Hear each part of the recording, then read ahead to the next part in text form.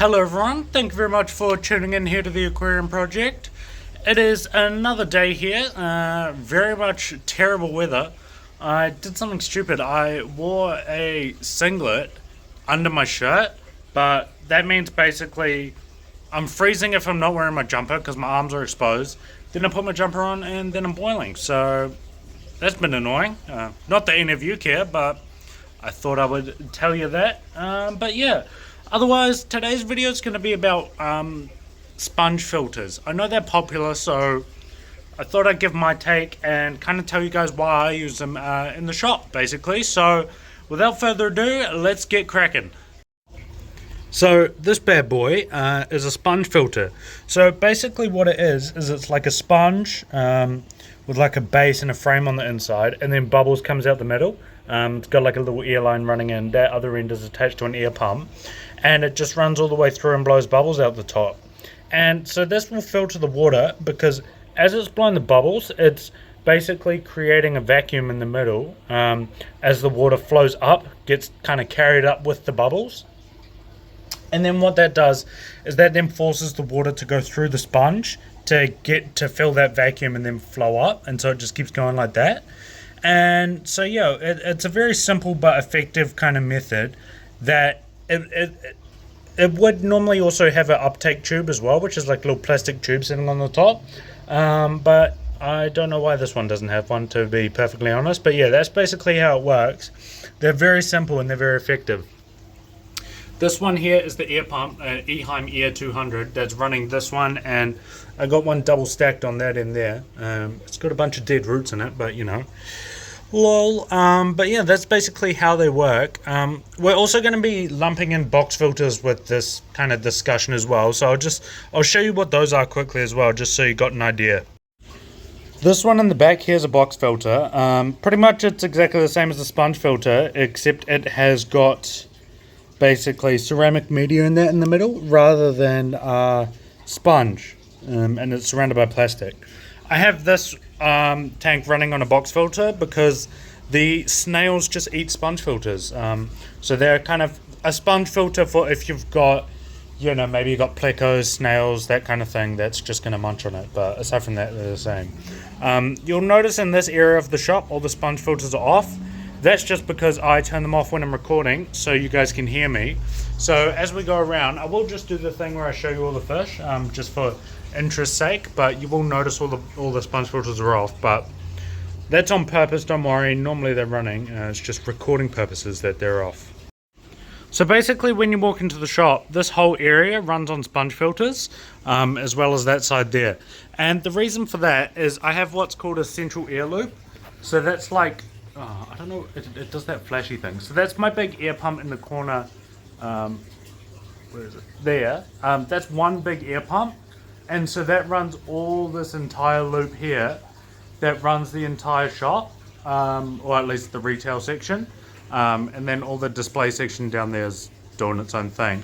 But basically the benefit of that is there's a few. So number one, and most importantly I think, is, well, okay, I take that back. Probably not the most important, but the most important for me is I can run the whole shop, keep it all filtered using one single pump.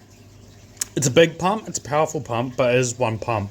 So what that means is it is much more energy efficient, and it is much more efficient in terms of plugs, electrical outlets that are being used. So I mean, in a business sense, it makes sense to be able to keep my costs lower, which then obviously means the fish is cheaper and dry goods and stuff. So yeah, that's kind of how I filter all these tanks. They all have sponge filters. Like there's this one here, for example, is like a different style, but it's the same thing, just looks different. Then there's box filters. I do have one of these fluidized media ones, but I did order that in for some product testing, but I didn't end up stocking them because it is so expensive. It's like $100, and in my opinion, it's a waste of money. It does the same thing as a $12 sponge filter, so probably just buy that. But I mean, I have it there, so may as well use it basically.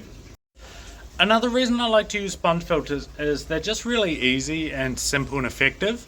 So what happens is if I have to set up another tank for an emergency, I'll just pluck a sponge filter out of one of the other tanks and chuck it in the tank, and it will basically be instantly cycled.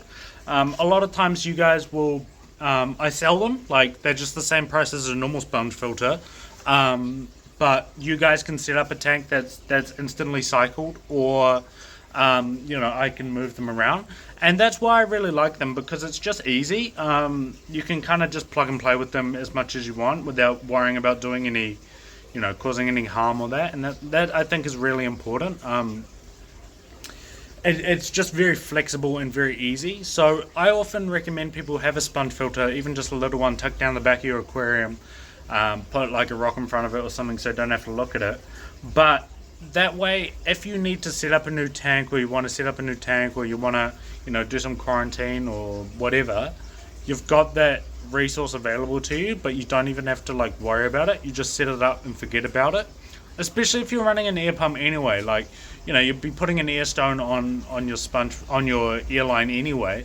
So may as well chuck a sponge filter on there, and you get that redundancy of, oh yeah, if something does go wrong and I do need another one, then at least you've got it. And the other thing I like about them is they're so cheap. Like, it'll depend on like size and brand and everything like that, but like an air powered sponge filter will be like, between like $12 to $15 probably, for most of them.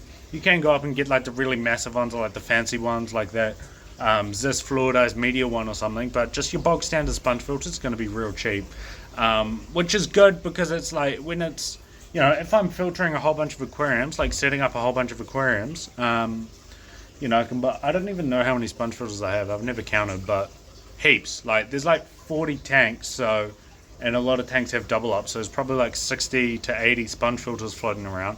But like I said, they're like $15. Whereas if I was, filtering everyone on a canister filter, that'd be thousands of dollars. So it just keeps it all nice and easy, nice and simple and cheap. The other good thing about them as well that I like is they're very easy to maintain. What I actually do with them is, when I need to maintain them, I'll take them out, unplug them, take the sponge off, and just chuck it in a bucket. And then I'll siphon out the water from the tank, like when I'm doing a water change. And as the water's kind of dropping into that bucket, it will basically, just knock a lot of the crud off, and like dead leaves and like bits of dead bits of fish food and dead leaves, and all this kind of stuff. And then give it a couple squeezes and chuck it back on when you're pulling it out. And that's basically all that you need to do. You don't need to worry about doing like massive, pulling apart something like how you'd pull apart a canister filter of that. Just take it off, chuck it in, chuck it back. So yeah, the thing people do, there is kind of a bit of a misconception, I guess, around that, like, you can only filter small aquariums with a sponge filter, or low stocked aquariums with a sponge filter, and that's not true. Of course, if you've got a bigger or higher, more densely stocked aquarium, you'll need more. But I've run all these African cichlid tanks, like Lake Malawi tanks. What would they be? 75 gallon aquariums, like 250 litre kind of aquariums, just on sponge filters. I have customers who run heavily stocked Malawi tanks on just sponge filters, just air powered filters, and it's no trouble.